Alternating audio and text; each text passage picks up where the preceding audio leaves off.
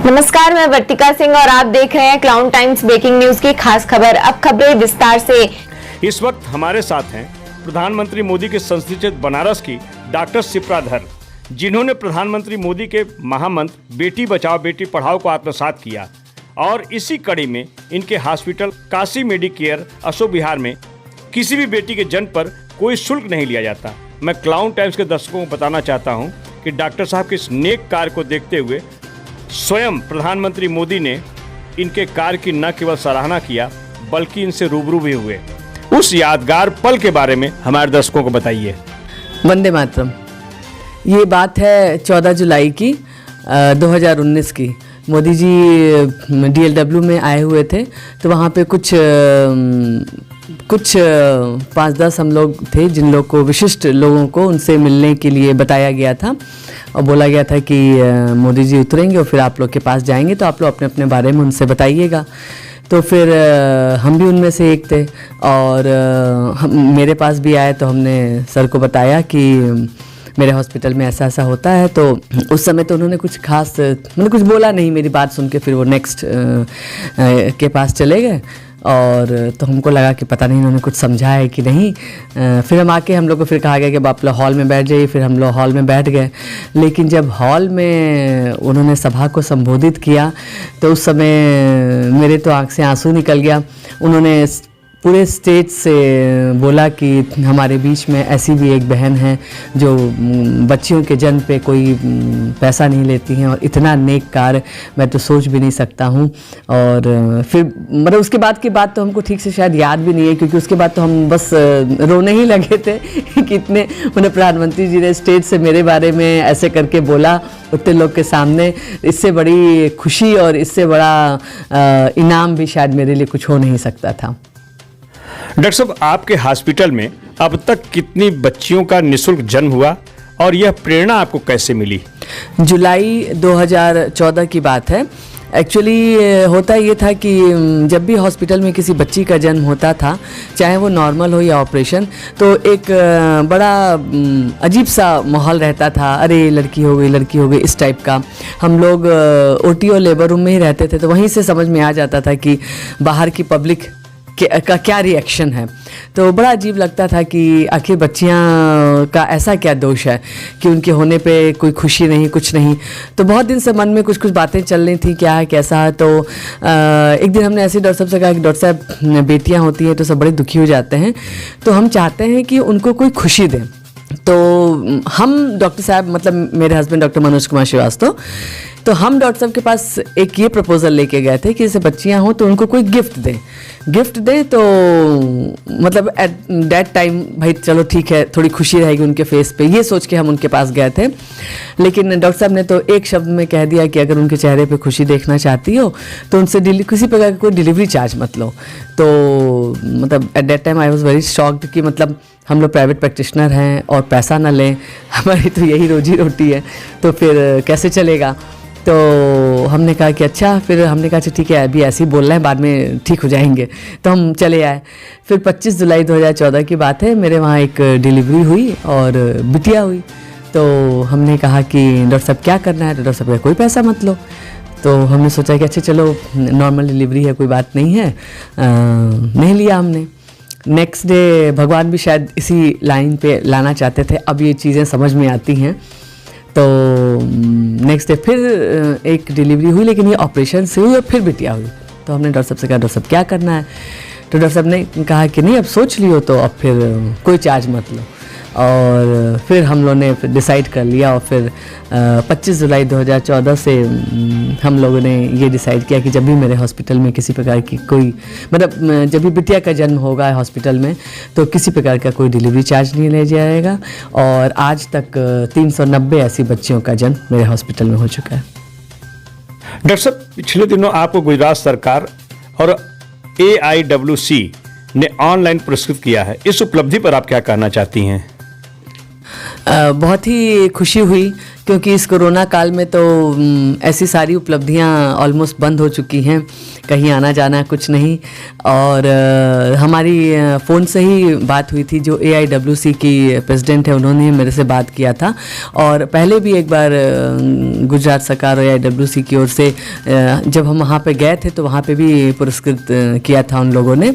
और फिर अभी कुछ दिन पहले बात चल रही थी, वहाँ एक प्रोग्राम हुआ था तो जिसमें मेरा नाम प्रपोज किया गया था, तो बेटी बचाओ बेटी पढ़ाओ में मेरा नाम रिकमेंड हुआ था, तो शायद सेलेक्ट हो गया होगा, इसीलिए मुझे ये अवार्ड मिला। डॉक्टर साहब, आपके हॉस्पिटल के मुख्य द्वार पर एक स्लोगन लिखा है जिसमें बेटी नहीं बोझ है, आओ बदले सोच। इसके पीछे क्या सोच है? एक्चुअली हम भी जब बहुत छोटे थे, मतलब 7 years old थे, तो मेरे पापा एक्सपायर कर गए, और I was the only child of my parents. तो मेरी मम्मी ने ही हमें पढ़ा लिखा कर बड़ा किया, और ननिहाल वालों ने पूरा सपोर्ट किया। लेकिन मेरे घर में किसी को कोई प्रॉब्लम नहीं थी हमारे लड़की होने से, लेकिन अगल बगल जो भी आए, अरे इतने छोटे में ऐसा हो गया, लड़की है, लड़का होता तो ठीक रहता, इस टाइप का। मतलब मेरे घर में कभी कोई ऑब्जेक्शन नहीं, किसी ने कभी कुछ नहीं कहा, मतलब हमें कभी फील ही नहीं हुआ। लेकिन लोगों को बड़ा लगता था कि अरे लड़की है, ये क्या कर पाएगी, लड़का होता तो माँ को सपोर्ट करती, इस टाइप का। तो ये एक सोच, जो मेंटेलिटी जो थी समाज की, वो बहुत दिमाग में रहता था। तो हमेशा बचपन से मेरे दिमाग में था कि कुछ ना कुछ तो करना है और पापा का नाम रोशन करना है। और मेरे पापा का नाम था धरणीधर श्रीवास्तव, और कुछ उनके मन में जो कुछ भी चला होगा, उन्होंने श्रीवास्तव को न लेकर के अपने नाम का धर मेरे नाम के आगे लगा दिया था, शिप्राधर। और सबसे बड़े धन्यवाद तो हम अपने हस्बैंड डॉक्टर मनोज कुमार श्रीवास्तव को देना चाहेंगे, क्योंकि उन्होंने भी हमारी टाइटल को कभी चेंज करने को नहीं, जैसे बहुत लोग का होता है कि चलो अब श्रीवास्तव लिख दो, श्रीवास्तव ही तो हो तुम, श्रीवास्तव लिख दो। कभी उन्होंने हमें टाइटल चेंज करने के लिए नहीं कहा। उन्होंने कहा कि नहीं ठीक है, तुम्हारा नाम शिप्राधर, शिप्राधर ही रहेगा। तो यही सारी सोच जो थी समाज की कि लड़की कुछ नहीं कर सकती है, लड़की कैसे नाम रोशन कर सकती है, और यही सोच पूरी समाज की बदलनी थी। और इसीलिए हम लोगों ने जो कुछ भी काम किया, एक समाज की सोच बदलने के लिए किया। लड़कियों के जन्म में कोई पैसा ना लेना। और ऐसे ही एक छोटा सा इंस्टेंस है कि मेरे वहाँ जो बाई काम करती थी, उसकी छोटी छोटी बच्चियाँ थीं। एक दिन बाई की तबीयत ख़राब हो गई तो वो नहीं आई, तो उसकी 2 बच्चियाँ मेरे वहाँ काम करने आई। तो जो बड़ी वाली थी वो तो ठीक थी थोड़ी, लेकिन जो छोटी वाली थी वो ज़रा ज़्यादा छोटी थी। तो मेरा बेटा उस समय छोटा था, हो सकता है स्कूल में उसको पढ़ाया गया हो, तो उसने देखा कि एक छोटी सी लड़की काम कर रही है। तो उसने कहा कि अरे मम्मा, तुम इस छोटी लड़की से काम करवा रही हो, मैं तुम्हें चाइल्ड लेबर के केस में जेल करवा दूंगा।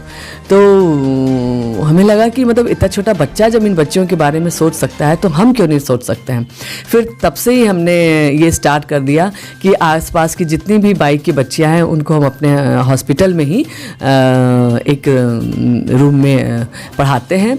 और फिर हमने एक टीचर उनके लिए रख दिया जो इन बच्चियों को प्राइमरी एजुकेशन देती हैं, ताकि ये बच्चियाँ भी मेन स्ट्रीम में आएँ। और उसके बाद बहुत अच्छा ये लगा कि जो उन बच्चियों की माताएं थी कुछ साल बाद कहने लगी कि मैडम अब हमारी बच्चियाँ पढ़ने लगी हैं, बहुत अच्छा है, तो अब हम लोग का सरकारी स्कूल में नाम लिखा देंगे। तो ऐसी बहुत सी बच्चियाँ मेरे वहाँ से प्राइमरी स्टार्ट करके उन्होंने और उनका स्कूल में नाम लिख दिया, और अब तो थोड़ी बड़ी बड़ी भी हो गई हैं।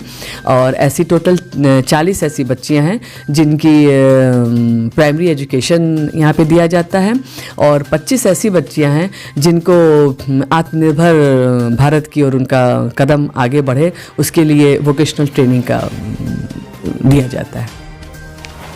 क्लाउन टाइम से बातचीत करने के लिए आपका बहुत बहुत धन्यवाद। धन्यवाद। इस वक्त हमारे साथ हैं डॉक्टर शिप्राधर के पति, शहर के जाने माने प्रख्यात हीमेटोलॉजिस्ट डॉक्टर मनोज श्रीवास्तव। आइए जानते हैं कि डॉक्टर साहब बेटियों की डिलीवरी पर कोई शुल्क नहीं लेती हैं, इसके पीछे आपका विशेष योगदान है, क्या कहना चाहेंगे आप? सर नमस्कार।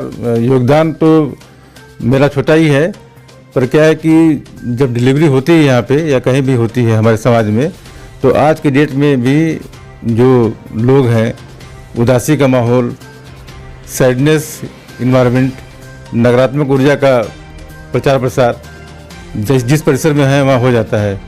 और ख़ासकर जो दादी नानी होती हैं जो कि बहुत ओल्ड जनरेशन की हैं, वो ताना भी मारती हैं, कोई पेशेंट लेटा हुआ है और डिलीवरी हो गई, लड़की हो गई तो बेड पे ही ताना मार दी। तो इस सब चीज़ों को देखते हुए एक सोचा गया कि बेटी नहीं है बोझ, आओ बदले सोच। सोच के बदलेंगे तभी कुछ हो पाएगा। तो सोच बदलने में समय लगता है, सोच बदलने में डिकेड लगते हैं, 10 साल लगते हैं, 20 साल लगते हैं, सैकड़ों साल भी लग जाते हैं। सोच बदलने के लिए जागरूकता की जरूरत होती है। जागरूकता के लिए कोई ना कोई एक एफर्ट करेगा तो उसको लोग इंस्पायर होकर काम करेंगे। तो समझिए कि हम लोग पहले व्यक्ति थे जो इनिशिएट कर दिए, और हम लोग को देख के भी कई शहरों में लोग करते हैं। आंशिक रूप से कोई करता है, कोई पूर्ण रूप से करता है, लेकिन कुछ चेंजेज आए हैं। चेंजेज आए हैं इसीलिए सेक्स रेशियो में सुधार हुआ है। हरियाणा, पंजाब, झारखंड में स्थिति बहुत ख़राब है, उत्तर प्रदेश में स्थिति खराब है, 954 है पर 1000 पे अभी भी बहुत डिफरेंसेज हैं। तो धीरे धीरे हमारे प्रयास से, लोगों के प्रयास से, समाज में और लोग NGO हैं और डॉक्टर हैं, और डॉक्टर को भी शामिल होना चाहिए। डॉक्टर दर्द को समझता है। डॉक्टर अगर चाह लें, डॉक्टर के पास 100,000 मरीज होते हैं, वो अगर मोटिवेट करता है तो उसको देख के प्रेरणा मिलती है। और कोई सोशल एक्टिविस्ट भी है, अदर फील्ड में काम करता है, वो भी, उनका भी योगदान है। मैंने हर एक आदमी का योगदान है, लेकिन क्या है कि अभी भी स्थिति बहुत संतोषजनक नहीं है। हम लोग प्रयास कर रहे हैं कि बेटी नहीं है बोझ, आओ बदले सोच।